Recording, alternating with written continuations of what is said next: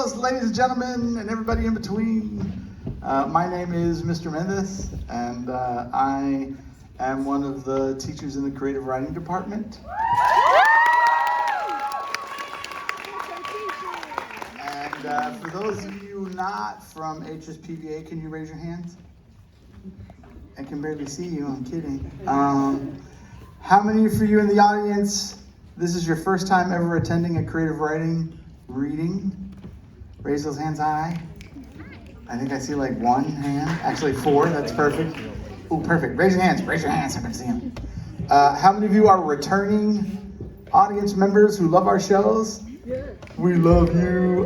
Give them a round of applause. This is our third year doing a back to school reading. It's a very low key, best showing things that students have written and read before, or have written and haven't read before. This is the perfect opportunity to nicely ease into the season. It is our first offering for the year. Thank you all for attending. This particular show is free and open to the public. Normally, with the rest of the shows in the season, you would have student hosts hosting these lovely things, but because it's the first time for the year, I cut them a little slack. And what you are in store for this evening, 28 of our 10th, 11th, and 12th graders will be reading their pieces. This is an especially great moment because with this graduating class, it marks my fourth year, so a full cycle from 9th grade to senior year. I'm not gonna cry. I'm really proud of all these students. It's good to see all the individuals who are here and signed up to read, and I'm really proud of all the work they've done before and all the work that they're putting out this year. We hope you enjoyed this evening's readings. Officially, there is no intermission. We will have a stretch break, and I will come out and do the stretch break with y'all. And that's all I have.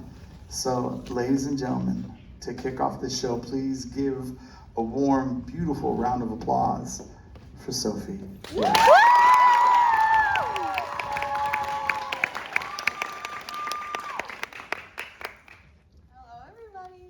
I'm Sophia Williams, and this is my prose poem, The Astronomers. Blurring in your lens is Andromeda's handwriting. Your focus is all wrong at first. You think she wrote to you. In truth, it's me she inquires after. Your optics blended black sky and bruised ego. She wrote, ink is stardust too. You scoff. I sag.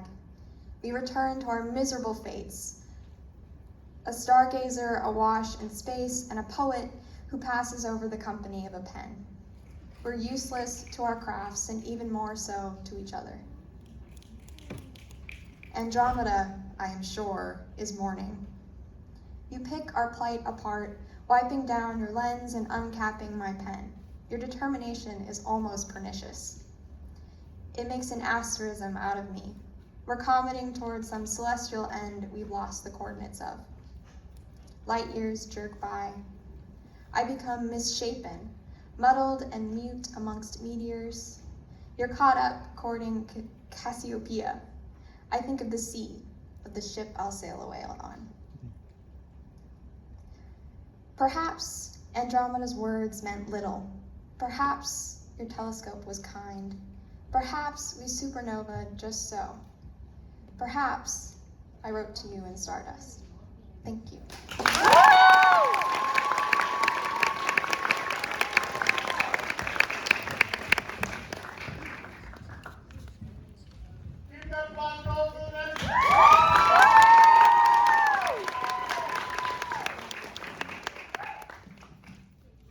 Hello, my name is Vishwa Mankad, and today I'll be reading my poem, Amsterdam to Cars. 100 miles per hour, 4 are plowed down every hour in the US because blunt force is an equation. Momentum equals mass times velocity, and when it comes crashing into its victim, nature obeys nothing but numbers. They dared to walk to school in a world ruled by cars. Entire buildings made to store them, squeezing out the humans. We're free to kill who we want. No law of nature prevents a drunk driver from violating right-of-way, giddy to press the pedal, or private roller coasters. Hot wheels are doomed to collide, so why don't we divert the tracks? Is that why we want to ram highways through thriving neighborhoods before charging the resident jaywalkers, disproportionately people of color? King of hip-hop needs to find his place in a world of white vans. We need a list of what we have lost. Thousands of people. I've said that too many times, but that's because it just keeps happening.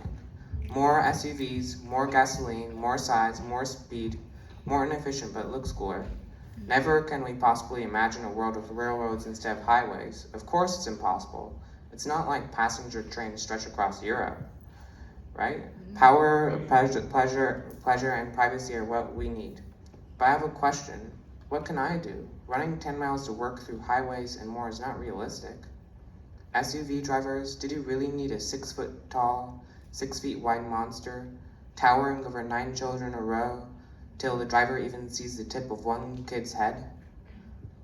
You were listening to your favorite song, or at least I like to think that. Valiantly, you accepted your death. I hope that your blood does not wash off, that the streets drown in young blood, so high that it's impossible to ignore. X-ray of America. Broken bones, unfit, full of bullets. The automobile's only half the problem. You, suspended, being blinded by headlights. Flash photo, expression half formed. Zip past blue memories.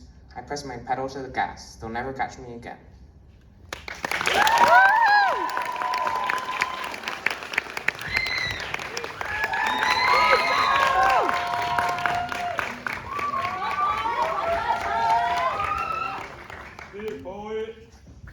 Hi, my name is Isa Gutierrez, and I'm going to be reading my piece, 16th Wish.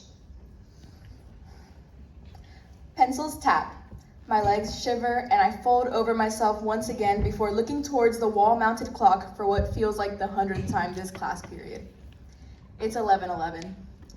This time last year, I would have wished for 2 things. 100 on my AP Human Geography reading checks, and for things to go back to the way they were.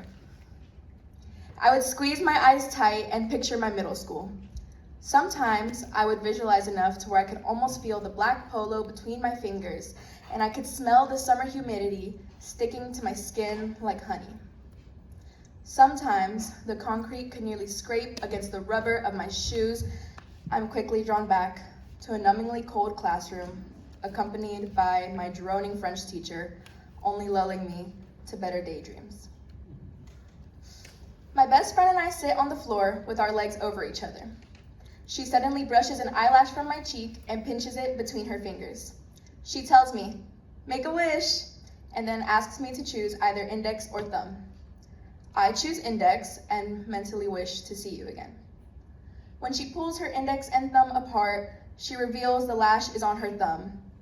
I smack my lips, roll my eyes, and push her away. "Whatever, it doesn't count anyways," I insist, and she laughs into my shoulder.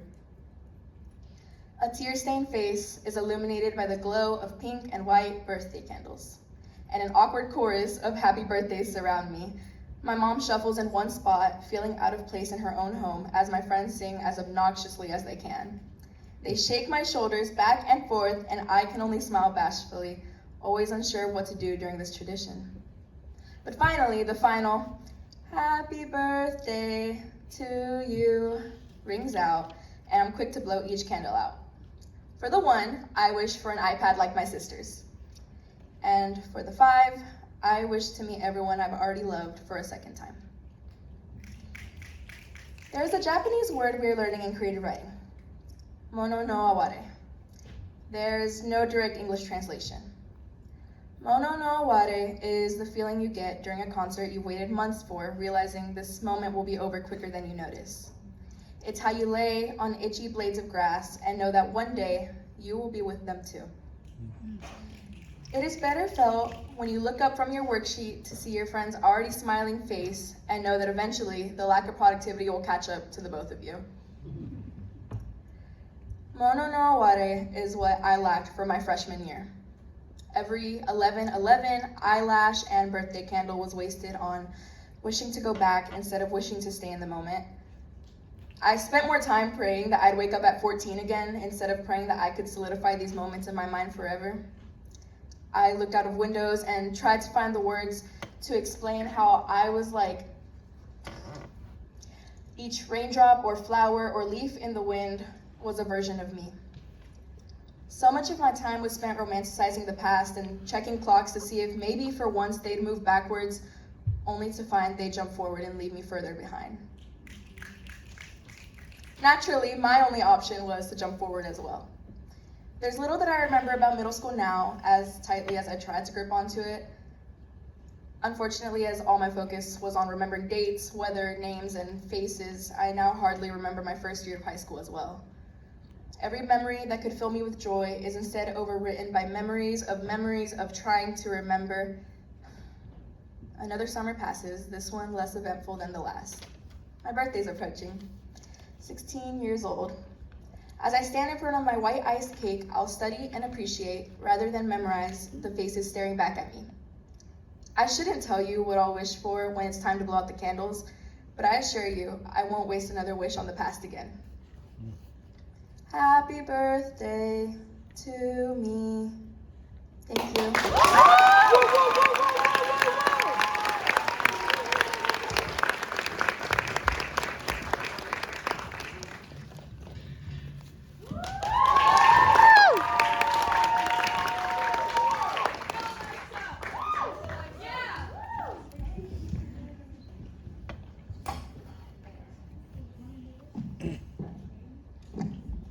My bad, guys, I'm kind of short.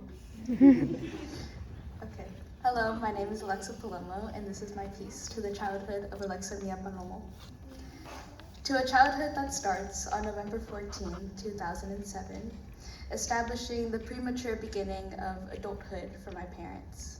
A childhood remembered through the fragmented photos of a spoken word, locked away in a 2000s computer in the back room of my grandparents' house. A childhood that a little girl from Houston holds to her chest. To Houston, Texas, with your thick air and burning summers, I give you the beginnings of my childhood. I give you 2 rooms with bubblegum pink walls that invaded the house of my grandparents, with the memory of savory Mexican food and rowdy holidays. I give you limited time and settled roots called family. To San Diego, California, and La Jolla, I leave you with the memories of climbing steep hills under sun-kissed days. I leave you with the definition of friendship, sleepovers, late-night calls, and a distinct warmth found in the heart of a young girl. I leave you the dark wood desk where I learned creative pride through colored pencils. I leave you with my able-bodied dog, Xena, and the distinct smell of earth she would track into my house. I leave you with optimism, naivety, and the words of my father who joked about how I always wanted to be Californian. To my new Texas, I remember rocky starts, another school, and the calming motions of pen on paper. I remember creativity saving me, leading me to redefine community as passion in the form of the creative writing department at HSPVA. I remember recovering the word friendship and identifying it as a shoulder to lean on, laughs to share, and the deep connection between family not bound by blood. I remember learning the privilege of family and understanding that being the oldest means that you get to witness your siblings grow up, tracking the physical difference with your parents and helping them capture your siblings' childhood. I remember a little girl from Houston who holds her childhood close to her chest, a childhood that ends November 14, 2025. Thank you.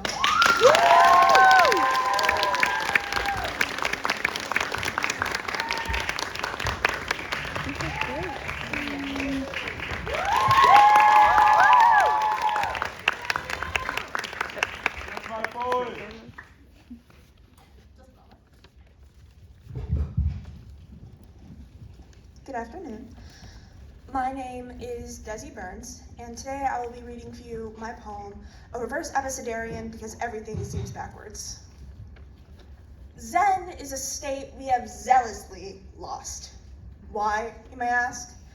Xanadu is the unachievable goal of a species who find each other at war more often than at home. Vain violators find themselves at their vanities, being shown a wakari and breaking the glass to hide their ugliness. Taboo topics find themselves tossed under rugs, so snide saviors can still promise salvation, yet bring sorrow and suffering.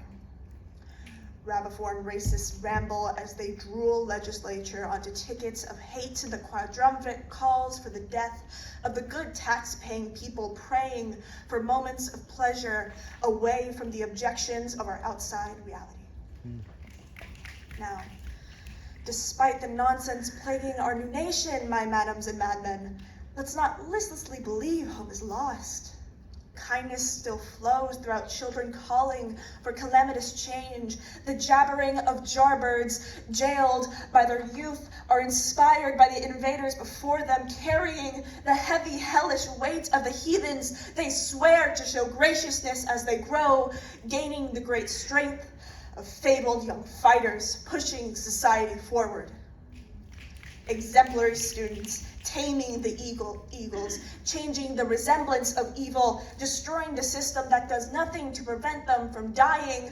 Children put a wrench in the conjunction, cooperation, and coercion of beasts and bring a beautiful future for all.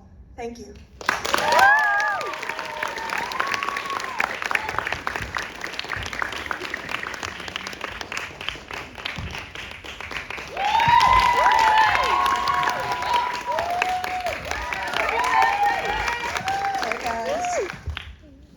Hey guys, my name is Rhea Brennan, and this is my poem, In August. In August, we are insects, 6 hands buried in topsoil, nestled in the crook of parsnip roots. We build a church from tossed gum wrappers, find God in a well-lived strawberry. We dance to cicada songs by the lake. Maybe one day we will run in, paddle along to the center, and float until we are more water than insect, more insect than man. But we remember our mothers singing us Scottish sailor songs to sleep. We remember that before we shed, we could run fingers along jawbones. There will always be August, but by nature we are anarchists, seeing the fire before the match, gun before bullet. The return to man is a quick breath when we remember how to love, when we remember we don't know how to live without it. So when September comes, we don't belong to soil. We build a church out of a truck bed, find God in the soft outline of a spine bone, and dance to folk songs by Long Country Road until we are more spirit than man, more man than insect. Thank you.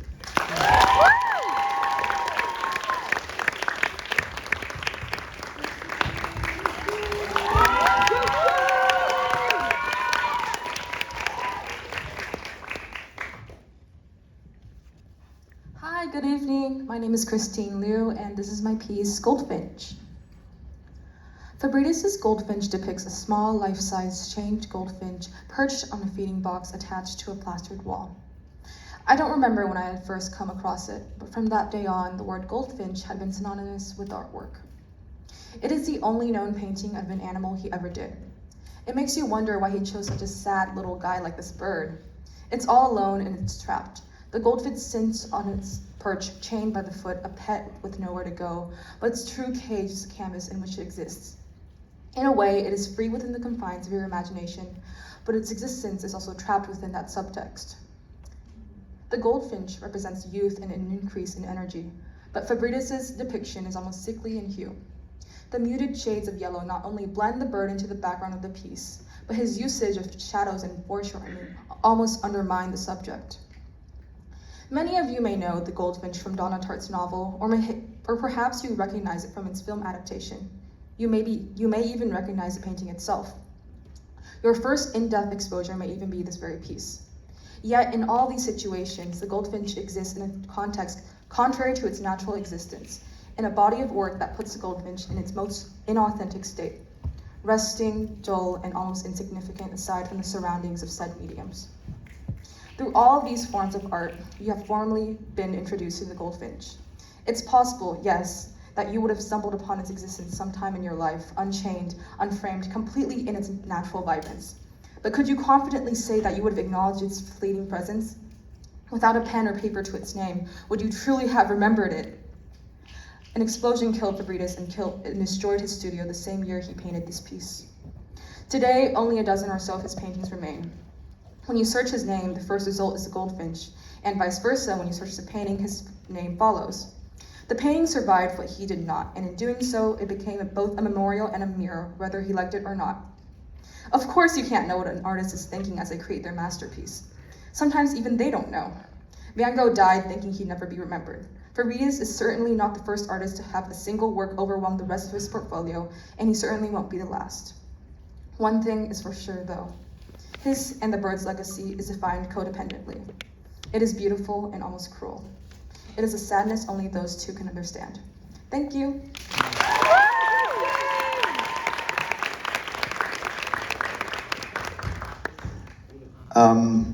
Very quickly, again, my name is Mr. Mendez. Hi, everybody.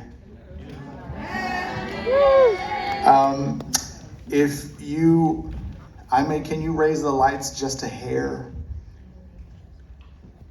If there's any seats towards the back, this is always a good problem.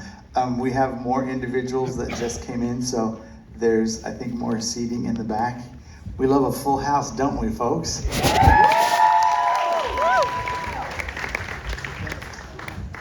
And now we continue with the show.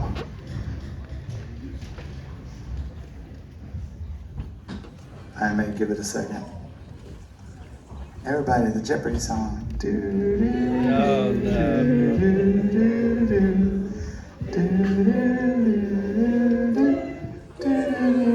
Stop. I may cut the lights. And back to the show. Bella Bunny.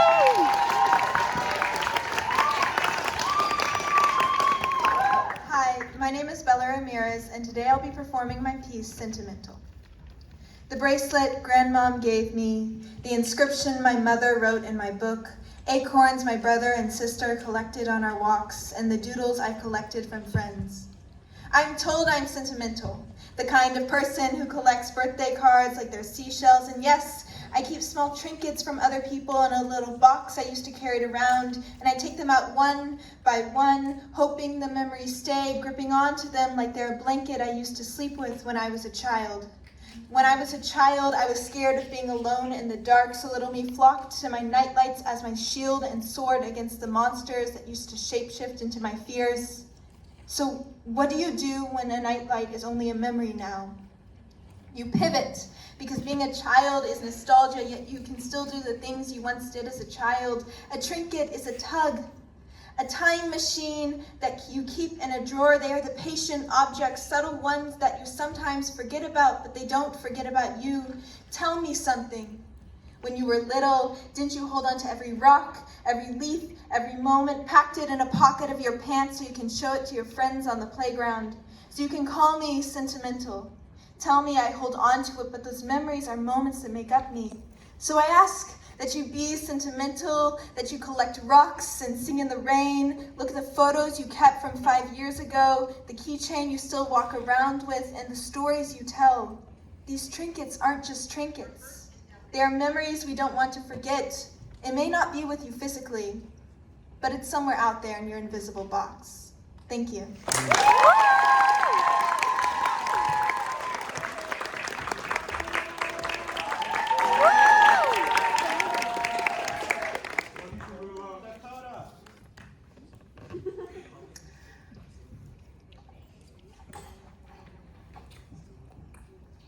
Hi, my name is Tallulah O'Neill, and this is my piece, I Know a Place Where Jasmine Grows in the Far East of the Antarctic Plateau.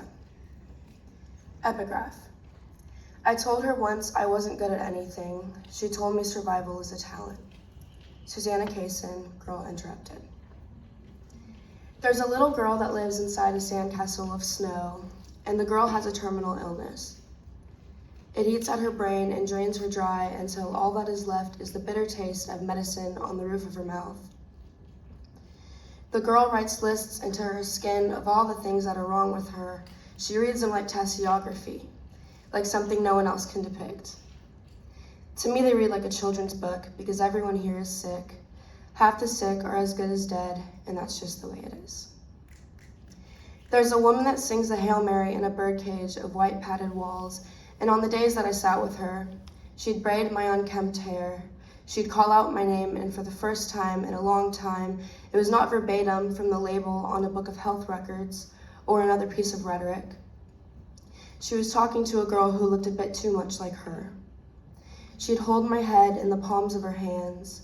She'd kiss my wrists, and she would say to me, "You're not crazy, baby," until her words painted my insanity the color of my blood, and my crazy was no longer crazy. It was human. Thank you.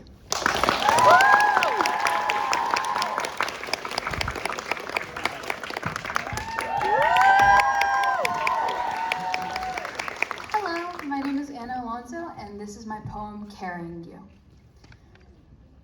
If my writing is a body, you are not the heart. You are what fills its lungs, with couch creases like wrinkles, and wrinkles like clay maps buried in blankets and breezes. This is family, I think. Not bloodlines or roots. Family is bark, rough, chipped, but solid. Home, I'm learning, is a piece within an ecosystem, an earth. You are the crust and the beat beneath it. You are the goal, the sleet and the snow, the finger prick of the peak, that side effect I cling to like a clammy toddler. Still torn fingernails, clasping your green university jacket. Still a hand curled in yours, still holding on. You are what I cannot fathom letting go of. But when I do, and when I have to, lose sea foam, pink salt, grumbling engines, splitting laughter, hyperventilating, cured by soft bed sheets, and the bee stinger I stepped on at the pool. When I do, when I have to, my hand will flex. In the raw, cold, amber air, I'll shiver. You won't see it, but I'm carrying you. In what fills my lungs, flexes my legs, the light off my tongue on the page. You are not hidden in my poetry. You are right there. Thank you.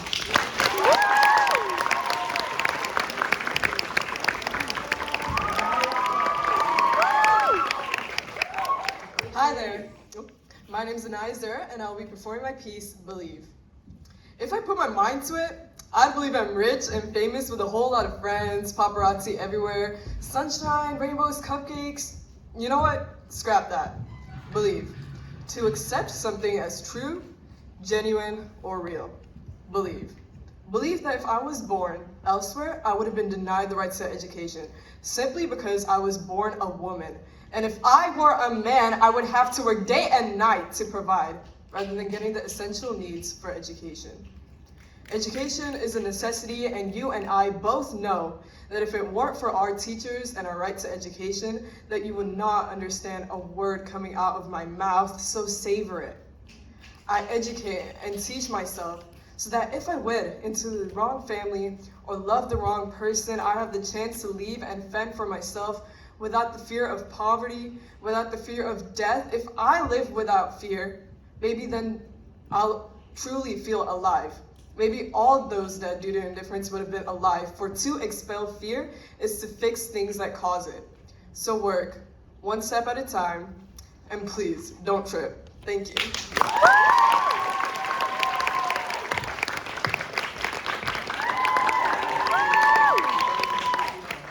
Hi, my name is Liana Chap, and this is my poem, The Moon Cradles My Love. All my memories repeat, like the evening cicadas hum, a reminder of what has left my grasp and what can never be found. I light my candles to fill the emptiness of my room and watch as the smoke drifts away into the empty black abyss and into the moon's arms. The moon is the only one that understands loneliness and the coldness that accompanies it. She understands that grief is a loyal dog, and sometimes sorrow is too heavy to hold. Within the moon's craters, I found the missing parts of my love. I found solace in her reflection within the cracks on her surface and the cracks beneath. But then the sun rose and the moon departed. Another night had ended. Another one had left. So what will I do with an empty heart? Was I full to believe in love? But maybe the end doesn't have to be all that there is. Maybe my love is stuck to the bottom of your shoe. My love is running through the cracks of the highways. My love is a puddle of rainwater that doesn't evaporate for weeks. My love is the white smoke that accompanies planes that mimics shooting stars. Maybe love is a ladybug that lands on your palm, or the stray dandelions growing out of sidewalk. My love is a reminder that as the moon leaves, it may feel like the ending of another story, but the ending means it will rise another day. Thank you.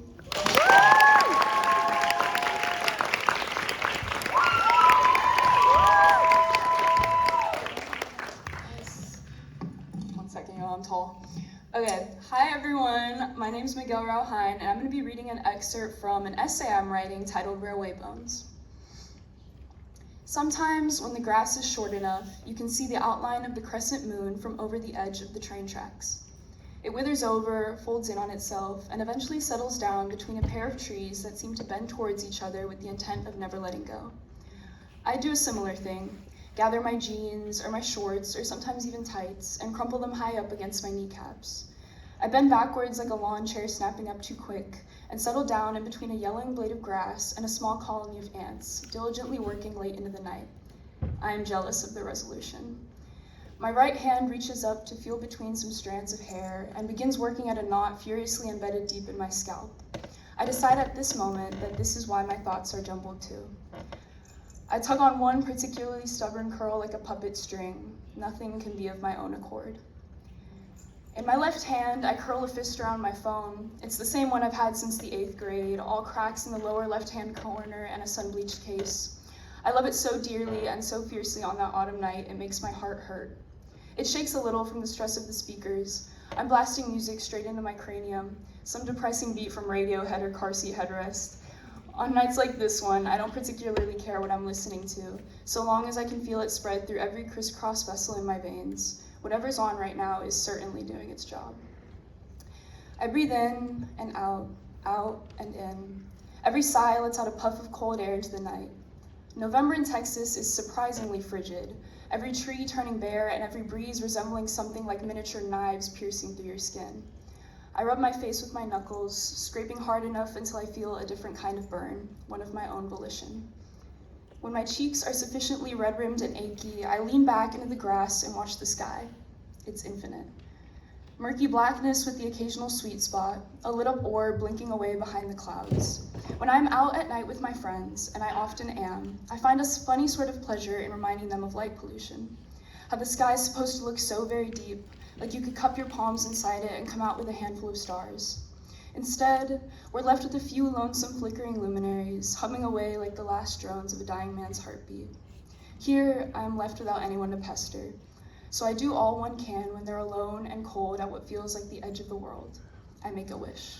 Thank you.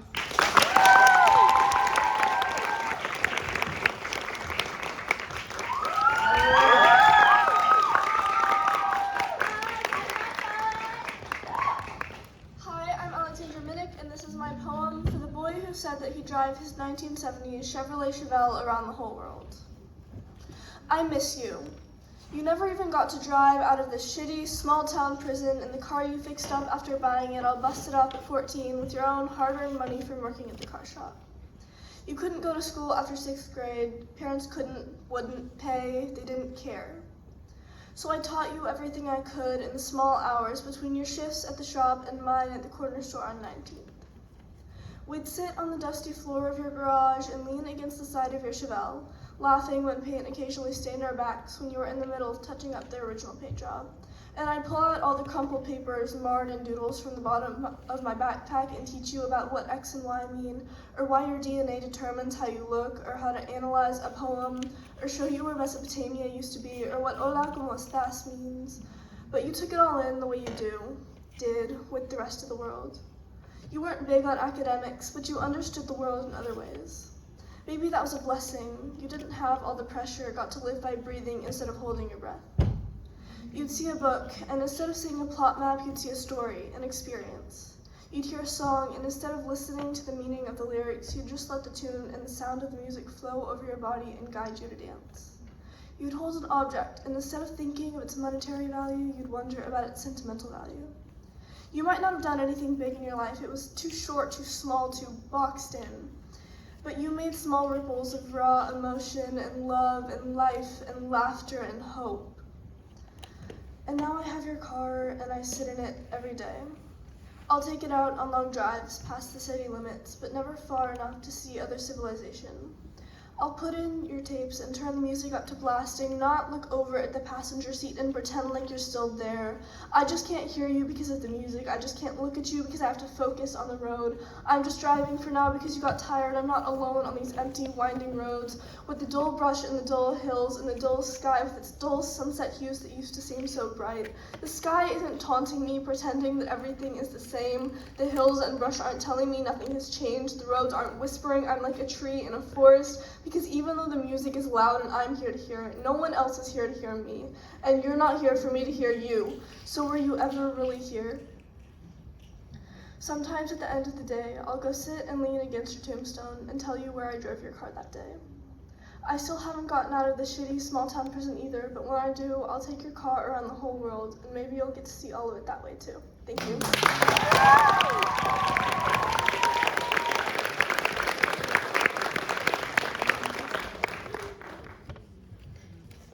Everybody give a round of applause to the first set of writers. And now we will take a short break by only standing up in our seats and giving a good stretch together. Magic. I'm San Miguel and Milo Garcia. Ladies and gentlemen, please give a round of applause for Jordan Musca.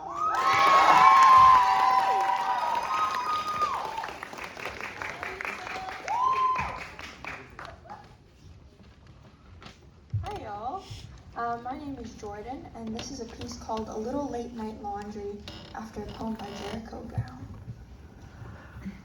Why do I think he owes me? The instructor who won't let me take my driver's test till time freezes over or my birth certificate is uploaded. I separate red from whites into the corner of the mudroom. I ordain each sock, undershirt, rag, and softball toss them away from my body. Speaking from experience, there is no correct way to approach a stop sign besides with understanding. Face full and red like the friend who stands with me at a party when I know no one else. Loneliness can be a tandem bike until it is a booth at the local diner where red Christmas lights remain hung year-round, where my father finally looks up from his news app and into the present, that is, my face, and all the ways I look more like my mother than him. Thank you.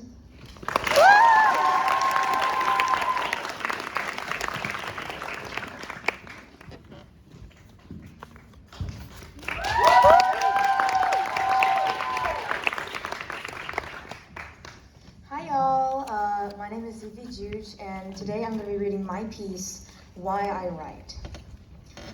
I've perhaps always been a writer, even before I knew what writing was. Even when I thought I was destined to be a visual artist, I wrote. My first official story, perhaps made by my own loneliness and feeling of separation, was The Flying Girl. It was about a girl with wings who didn't fit in with anyone. She flew away from her family and found a woman who also had wings. It won second in the elementary art competition on a state level. I was so frustrated that I got second, thinking the one who got first didn't deserve it, and so I never entered another art competition ever again. I don't remember the rest of the story, but I know they both eventually had boyfriends, or at least I drew them with boyfriends that I didn't even give names to. Because everyone else in my grade had crushes on boys, and while I didn't understand why, I decided I ought to have a crush on a boy too, and that extended to my characters. That was until I discovered what gay people were in the second grade, and upon learning that girls could kiss girls, I learned that I wanted to kiss girls too. Every aspect of my life has been entwined with my characters. They had the same issues as me, they had the same brain, the same preferences. It wasn't until middle school that I really found out what I was doing was writing characters and world building, so I began to do that seriously too. I learned more about how to make characters and worlds and settings and plots, and everything else was entirely uninteresting. I never liked writing poetry or prose or anything else where I couldn't do what I wanted with my own stories. If it wasn't writing my own life into a new vessel, what was I doing? One thing I learned through all of this was that I loved writing gay fantasy, and that I wrote entirely because it was in my nature to do so.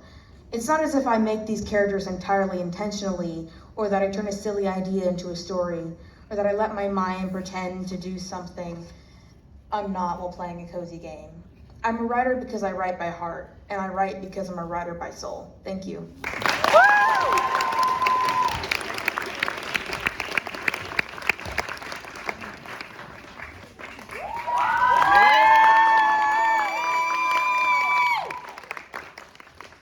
Hi guys. Hi Macy. Hi mommy. Okay. My name is Elise Rowland, and I will be reading My Boyfriend May Live in the Heights, but I'm Still More Cowboy Than You'll Ever Be. My mommy's from Mississippi, but I can still trace the back roads all the way to Corpus with my forefinger. I remember the truck rides, listening to Alabama on the way, mouthing to my dad to screw off when he tells me I know nothing about this. I hardly wear my boots anymore, but I still know how steel toes feel. I still know about August 31st, 1983 in Pasadena, California, a baby too early, a mother too wild for the hospital walls. Grandma flew her home to Meridian, Mississippi, worried sick about a girl who was like wind in the cattails, minnows slipping through her sister's net, always moving, never caught up in anything but the river. My dad was raised in Lake City, just outside of Mathis, chasing time with his baby brother through the mesquite bush, learning to be quiet, learning to listen to the South Texas heat buzz, MTV and Ministry blasting in his head, flannel pullovers, Doc Martens, skateboard wheels scraping the concrete as the country hills rolled onto themselves something darker, marmalade clouds bleeding to a deep blue of his teenage years. Two different provinces, Mississippi mud pies and Texas dust bowls, but they meet somewhere when I clasp my hands together. My mother's riskiness shows in my hair, her urge to live when she shouldn't have. Her voice, it sounds like Ruth and Curtis, grandparents who raised her strong enough to stand on two bleeding feet. Sugarfoot was something sweet to call her, and it anchored her heart like catfish lines in the reservoir. I hold my father's quiet stillness close to me, the brush that teaches you how to shut up and listen, the lake that calms you down, the sound of skateboards clacking, Far Side CDs and figure eights in the parking lot. And it's not just fields and lakes and Sunday church like it is to the kids who roam the halls, wearing the life as an aesthetic, though it cannot be bought at Leopard Lounge or Pavement. And the real thing is somewhere being picked apart by hawks or hanging out like Christmas lights strung on porches even in July. My grief is now stitched into silence like Granny's bonnet shading her from the sun but not from passing. It's a Volkswagen Bug rumbling down cracked roads, minnows slipping through my fingers like time, and mesquite trees clawing at the sky. So now I stand here in my old boots, and when this show is over, I'll drive through downtown, kiss my boyfriend goodnight under a sky dotted with street lights. He'll listen to the cicadas and think of me, how my roots stretch forward, not just backwards. Thank you.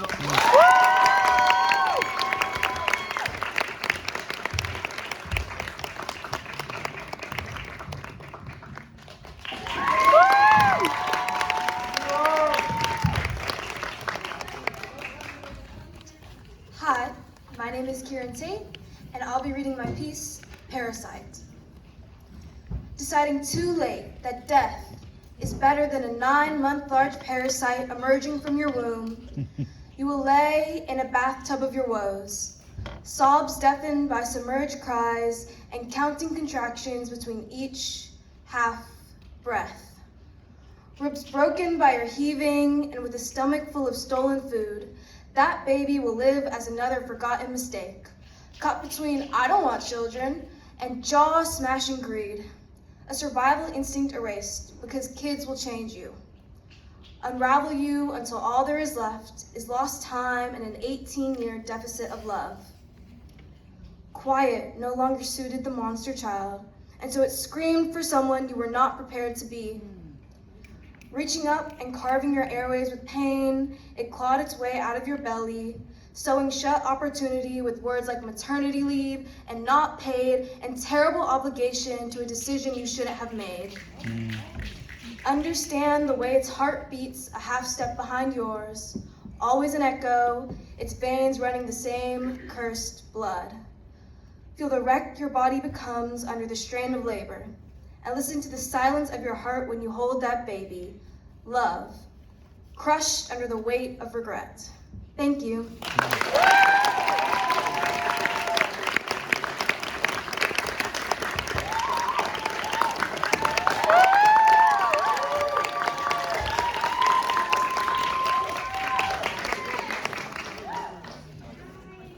everyone, my name is Cameron Lightfoot, and I'll be reading a prose piece. But before I introduce the title, I want to do a little preamble. Intro. Third Ward has been my little pocket of Houston since I started middle school, and for the past 3 years especially, I've become more and more interested in the history of this historic neighborhood. My poetry and research has culminated in a developing project looking at the community as both a cultural center for Black people and my own ever-changing view of it as home. The following is an excerpt from the first section of the first chapter, Project Row Houses.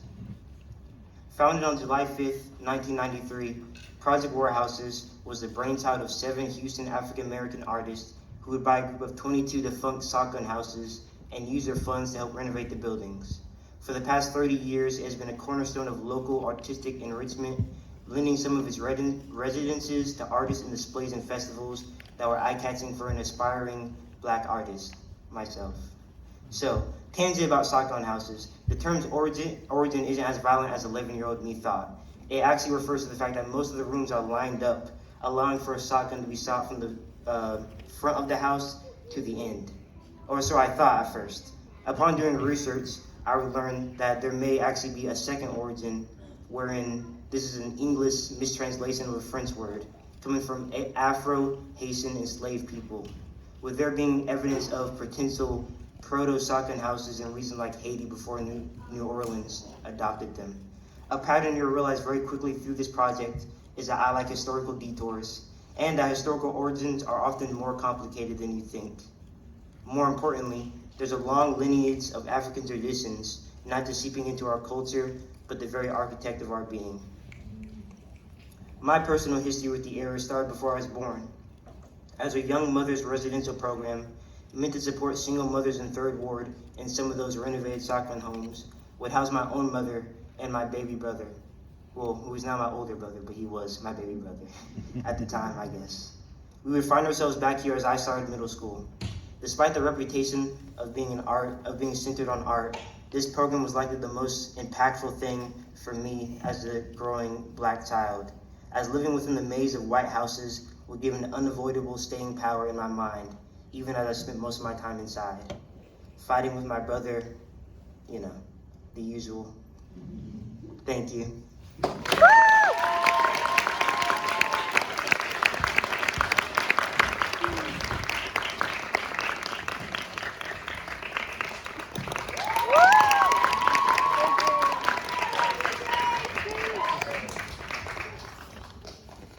Hi, my name is Grace Lindsay, and this is The Wait.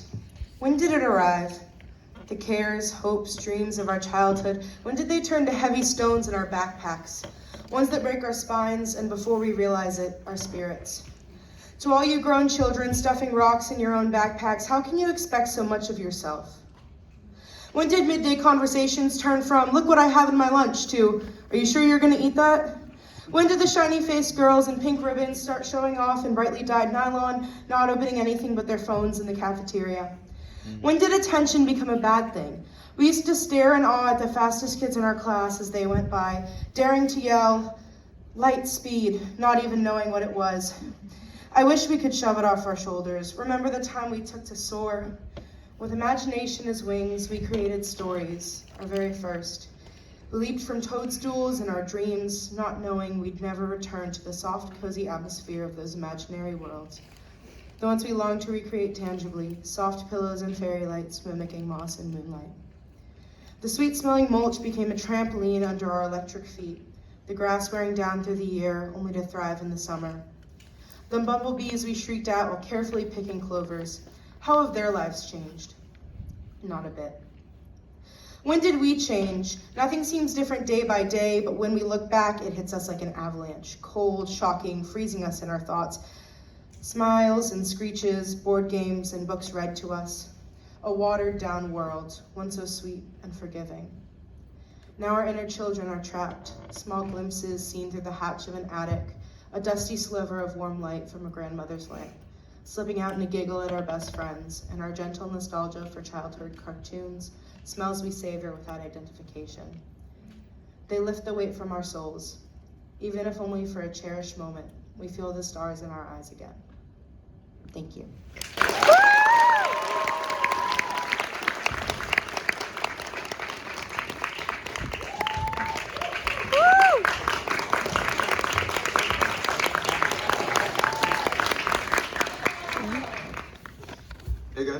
My name is Oliver Hoffman, and this is a child poem after Ellen Bryant Watt.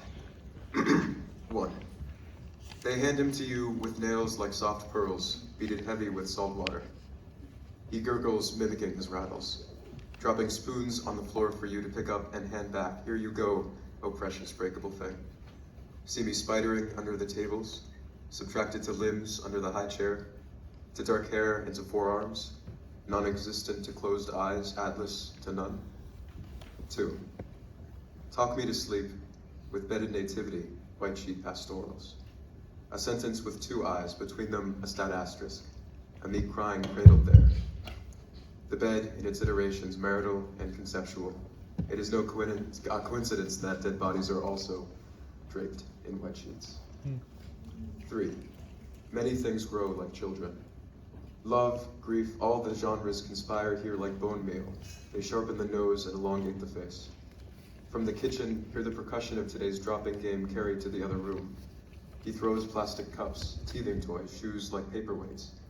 A baby is a balloon jettisoning weight, casting down its red face, elastic stretched upwards. Leave all of that behind me. I'm leaving you all far below. Thank you.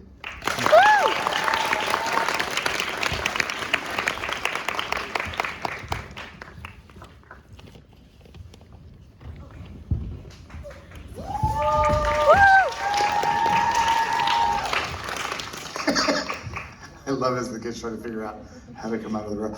I would like to take a small, brief moment. Let's give a round of applause for everybody who read so far.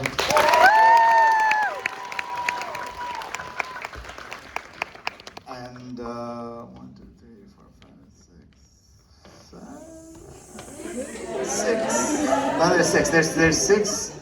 There's 6 individuals left to read. Everybody say, "Aw." Aww. I know I don't want the show to end either, but we do have school tomorrow. I see you. I literally see you. That said, if those of you that don't drive and have rides, somebody left early. The show's not even over. This is your opportunity now to get on your phones and message your rides, because I am the instructor on duty this evening and I want to get home before 9:45. This is a reminder, message your rides. The show's over in probably 30 minutes. And now back to the show. Ladies and gentlemen, Kylie Chat.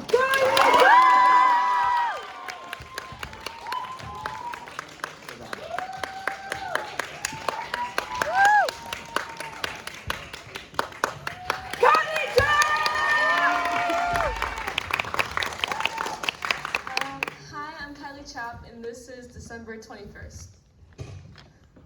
2010. You mounted the stars as if they were teeth you could lose, as if night might lock its jaw without warning. You folded calendars like linen in the god's drawer, not endings, just hinges. But you built altars of neon and fear, mistaking the quiet for the roar of collapse.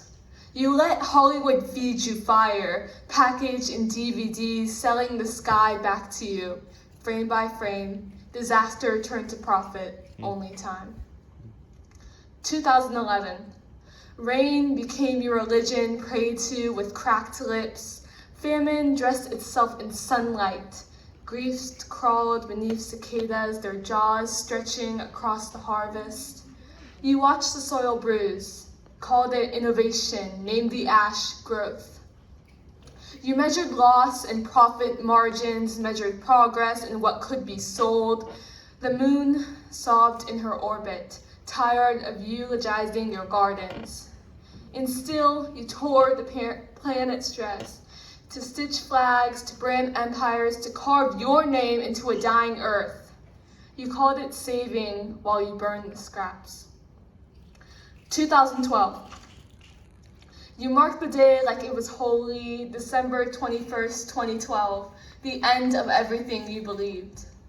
The units of time in the Maya long count calendar, you said it predicted the end of the world as you know it and not the transition of life. You built bunkers, stockpiled beams, memorized emergency numbers like prayers to gods you never trusted. Hollywood sold you fire. Collapsing skylines, oceans, swallowing cities, disaster turned to spectacle, prophet dressed as prophecy. And you pressed your mouth to clocks, counted each second as if time itself might break. But for one day, you remembered your family. For one day, you believed in love the way you believed in endings, briefly, desperately, as if it was running out of time. Midnight came, and nothing exploded. Hands against your ears, kneeling on the floor, you look up and realize it took imagining the end of the world to make you human again. Thank you.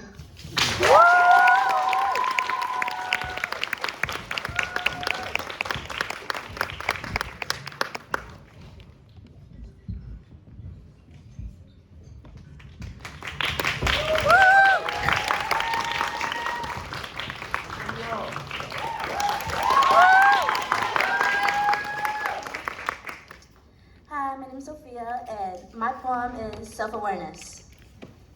Self-awareness. SELF-AWARENESS. Self-awareness. Definition. A conscious knowledge of one's own feelings, motives, and desires. Imagine one day you're busy, like reading a book, studying, or on social media, and suddenly you gain a realization of what you've been blind to or unintentionally ignoring, an awareness of yourself and what has clearly happened throughout the years of your life. You finally realize that what you've been through is messed up and not normal. You finally get the time to let it out. Memories blocked by the brain to protect you. Feelings ignored either intentionally or accidentally, just because the time wasn't right or you find your own feelings pathetic. And you barely realize that you become self-aware, that you're a mess. Your life is a mess. Everything's a mess. And you can't do anything about it. You ask others what to do with the sudden bomb of self-awareness. They either answer with, "You can talk to me about it," like your parents did, but you're not comfortable and think they won't understand. Or, well, I mean, you can always talk to someone about it. I'm here. But will they only listen? You only want someone's ears in the conversation. You don't want the mouth to spit out words or comfort or advice. Self-awareness is something that hits us randomly. There's no warning, there's no consent. It just hits us like a surprise attack, and you can't do nothing to prevent it. The only thing you can do is deny this sudden awareness, get angry at yourself for not realizing sooner, question yourself why you haven't been aware until now, gloom because of the truth lying right in front of you, and accept that what you finally open your eyes to. Only know that you can take your time going through these stages, but surely you will grow and learn to welcome the realization of yourself as a person and the reality of both your life and issues. Thank you.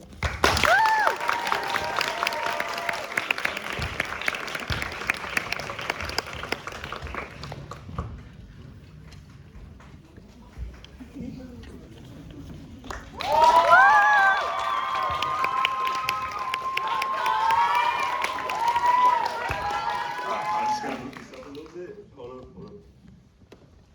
Okay. Good afternoon, everyone. My name is Raymond McKinney, and this is my piece, Dominoes. Really quickly, before I start off this poem, I want to say I kind of notice life kind of tends to get harder as you get older, or maybe we're just becoming more aware. But then again, who am I to talk about life? I mean, I'm only 15, and yes, even though I complain life is hard, the chemistry test is probably harder. I find any reason not to stress, but when stress finally comes, it gets brushed off to the side. We speak up and then get put on mute, gathering list by list of every unstated word that you forced back, waiting to speak on what nobody asked to hear. 1. Life will go on, and the only way to stop it is with a bullet. A sole fact that 46,000 Americans can testify for. We sit back and admire installations for defective metal detectors and pass laws for phone bans, watch the school shooting rates spike, turn the word student into our direct translation for prisoner, yet still have the nerve to call ourselves a district. I mean, I'm not saying we're terrible, but it's not like they listen even if I were. And then again, I'm not supposed to speak on this. I'm only 15 and I still fight for my life for a few extra credit points. So maybe that's a conversation to have at a different time and at a different age. 2, you can't sweep everything under a rug and expect to get away with it. See, I won't mention the government if you want either. You hide the newest of the news and claim our independence, but there are some things you just can't conceal. Because after all, once you spot a snake, it can no longer hide in the bushes. I mean, I'm not really into politics, but even I know we're about 2 more laws away from launching ourselves into an autocracy, but I guess that's the least of our problems. Or it should be. Did you know that about 21 million are diagnosed with depression? Did you know that 1.5 of these million are children? Did you know that suicide rates have risen by 37% since 2000? Did you know that annually about 47,000 uncorrelated gun deaths are caused? Did you know that you're supposed to be saving lives instead of ending them? But then again, I'm not supposed to be speaking on these things. I mean, I'm only 15, and I still use my fingers to figure out which is left and which is right. So maybe that's a conversation to have at a different time and at a different age. 3, have you ever heard of the 5-second rule? You know, the one you learn on all children's shows. Take 5 seconds to breathe and expect everything to go back to all right so that all peace is maintained. After all, everybody is entitled to a happy life. But if you wait 30 years in order to exhale, then how can you live without killing yourself first? And if you only have one life to live, why not try actually living it? 5, 4, 3, 2, 1. 5 work-filled days, 4 sleepless nights, 3 inhales, 2 exhales, 1 more fractured dream. But 1 turns back into 5, and 5 turns into 10, and 10 turns into 15 years you wish you could relive over and over until you understand what it means to make your problems disappear. But nothing ever truly disappears. We just don't look hard enough to find it. But who am I to be speaking in sentiments? I'm only 15, and I think I can change the world with a few poems. But deep down, I'm just a teen trying to make waves on an earth full of oceans.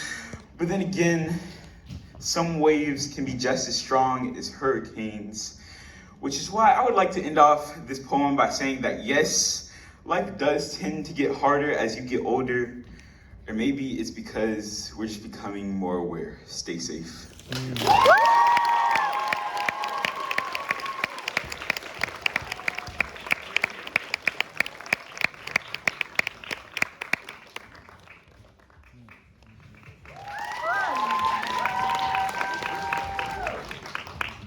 Hello, my name is Mariana Minix, and this is my poem, The Game.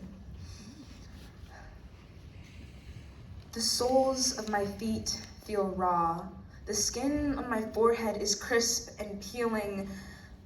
I should have brought better shoes, sunscreen, a hat, but I didn't know this would be a waiting game. I wish I would have been warned, but I wasn't. I wish I knew what I was waiting for, but I don't.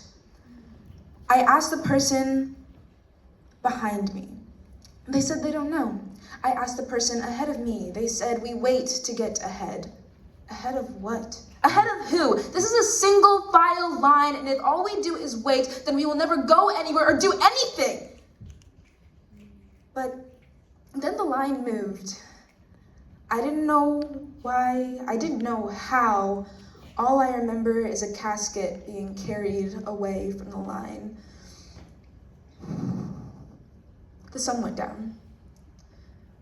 I asked the people nearest to me if we could go home now. One said, "What home?" The other said, "We're not done waiting." So I waited. The sun rose once more, just as hot as it was the day before, and all I could do was wait for this to be over. Hours passed, and suddenly the line moved again. No casket this time, but a man with bloody hands being escorted out of the lines in handcuffs. I think I know now why we wait. Thank you.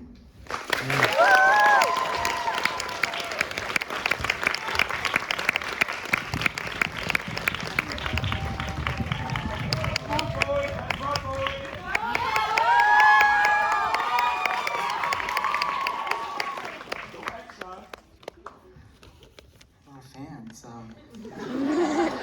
My name is Herman Ramirez, and this is my poem entitled "A Simple Ghetto, Every Ghetto." Latino American children have ghetto attitudes because one thing that's used to demolish our palaces is a star-spangled excavator. We are construction sites made of sacrifices as the bolts and pegs, indigenous patterns as ceiling tiles, our languages as the concrete, and our futures are the paradises that are made by labor. For second-generation children who don't know their mother tongue, their parents chose survival over conservation because their parents left it behind when they crossed the river, then crossed borders, then crossed the border in their tongue and broke it apart. These are common things in a simple ghetto for every ghetto. Latino American children then go to school, and we breathe in the asbestos in the four corners of every old room.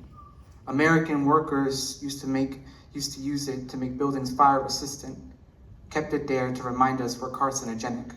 After all, just like our families, cancer divides uncontrollably. These are common things in a simple ghetto for every ghetto. We go to sleep on the draft of wishes. Then when we wake up, we wonder why these are simple things in a simple ghetto for every ghetto.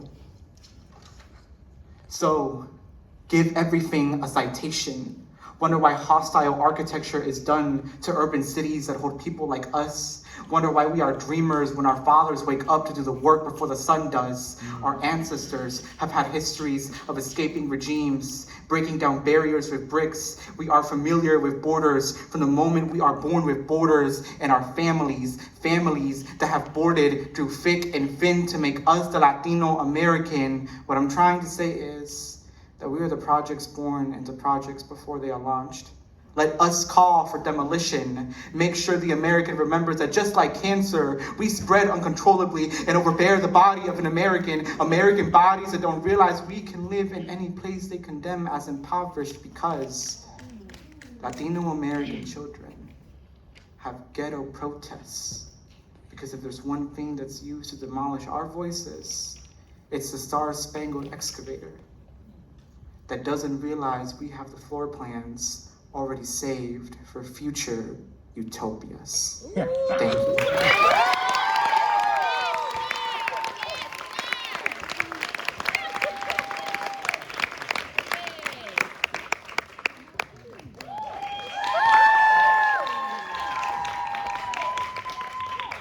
Hi everyone, my name is Safia Chilakapati and this is my poem called Eat Your Young. Death looks like a full schoolyard, a boyish grin, a tiny pink hand, and killers are not born from gaping wombs or cracked stomachs, but foxholes and trenches and bunkers, and the cities are sick, choking, draining, burning with small caskets and nowhere to put them. Old shops and cobblestone streets, farmhouses and barnyards, lakesides and beachheads make decent graves, and fathers, brothers, sons, and sweethearts make decent grave diggers. And death looks like this. Thank you.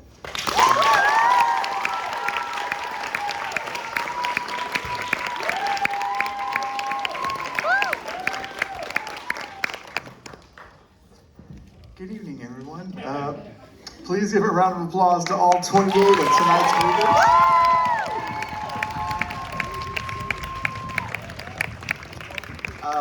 We hope you enjoyed this. Did anybody have a good time with this show? That's what I thought.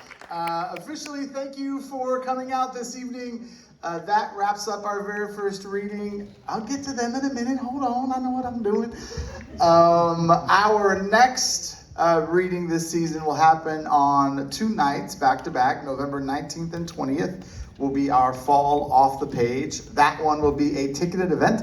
We'll see you here in November at 6:30 in this very space, minus the rug. It will switch up things to make it look a little different. We're differentiating between the reading series. A big round of applause to our tech crew.